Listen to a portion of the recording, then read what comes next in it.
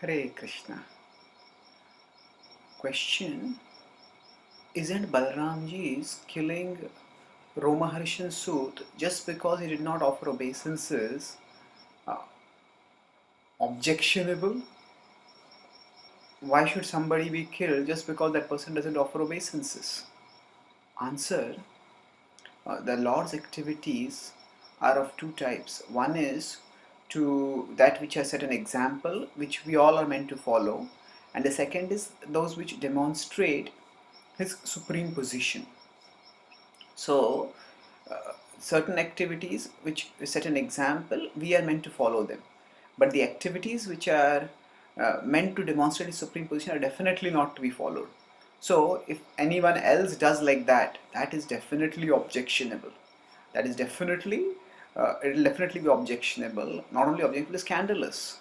Now, let's look at the specifics of Lord Balram doing this.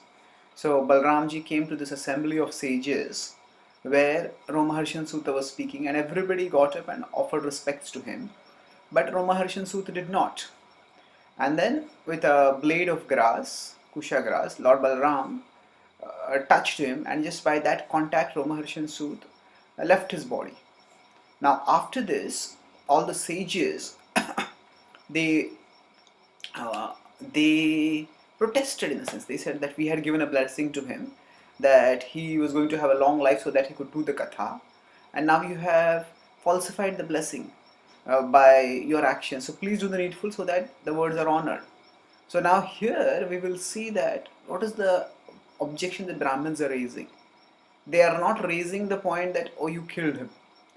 They're saying that, they are not saying, oh, it's scandalous, why did you kill him?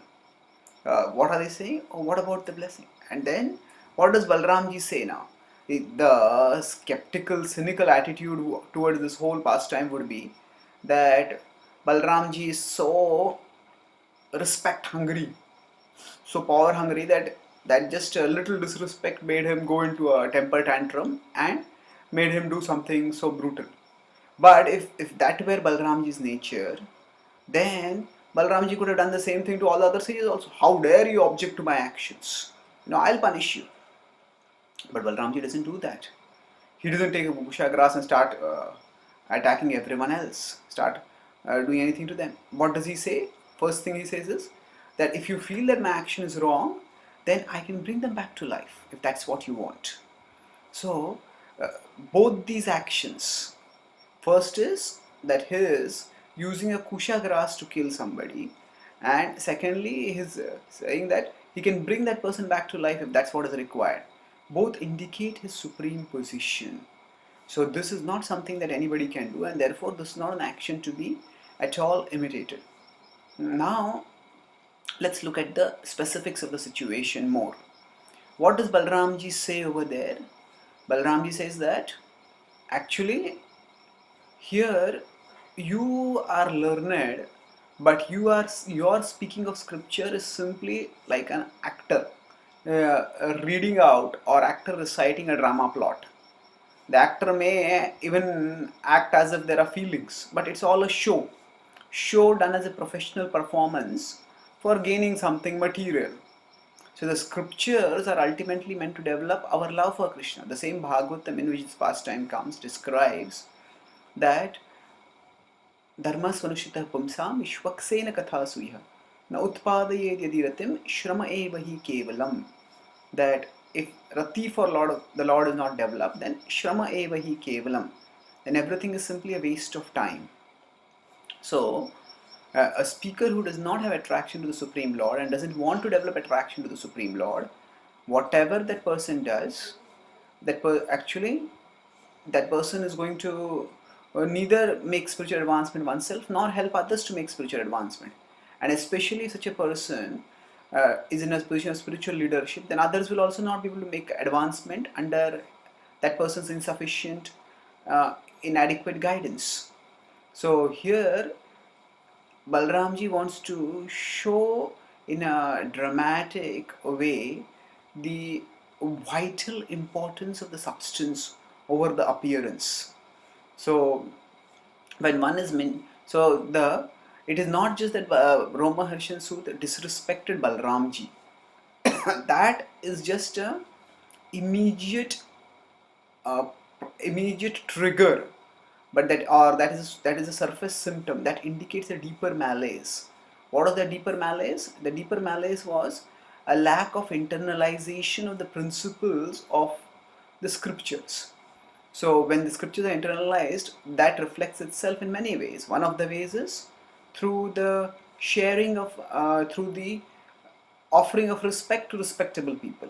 That also reflects itself as attraction to the Supreme Lord and the desire to share that attraction with others. So, this pastime where knowledge breeds not humility but pride, where knowledge doesn't fulfill the purpose of knowledge, can be socially very misleading and harmful. So, the essential principle of humility and respectfulness is being highlighted in this pastime. So, Lord Balaramji does not repeat that at other times with any other sage, and he himself does, when the sages say do atonement, he does atonement for that. So, why does he do atonement? To set an example that if somebody does something which is thought to be wrong by others, then that should be corrected. So he sets an example for that. Now, when the Lord teaches something, sometimes he uses extreme examples to teach vital lessons. Just like at one level, Chota Haridas was not culpable for just a glance at a woman who was also elderly.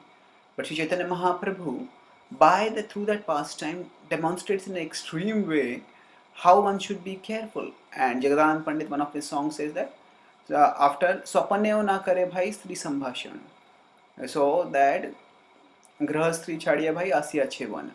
That, oh mind, you remember the pastime of Haridas Thakur and don't think about your opposite sex even in dreams, especially when you are in the renounced order of life. So that pastime illustrates the absolute necessity for the absence of any hypocrisy or any tendency towards questionable behavior among those who are in the renounced order. That is by no means a pastime to be imitated or repeated. So similarly, the Balaramji chastising Romharshan suit is as an extreme example meant to demonstrate firstly the Lord's supreme position, and secondly his desire to unforgettably imbibe a particular lesson. That is the need for internalizing scripture in terms of imbibing the qualities of humility and genuine devotion. So beyond that, we shouldn't see this pastime as something to be literally imitated. If it were done, that is definitely objectionable. But when the Lord does it, because the Lord is supreme and because the Lord grants deliverance, liberation to those whom he even kills, and because the Lord can counter his actions if he so desires, so therefore this pastime should be understood as a way in which the Lord is demonstrating his supreme position and teaching us a vital lesson. Thank you. Hare Krishna.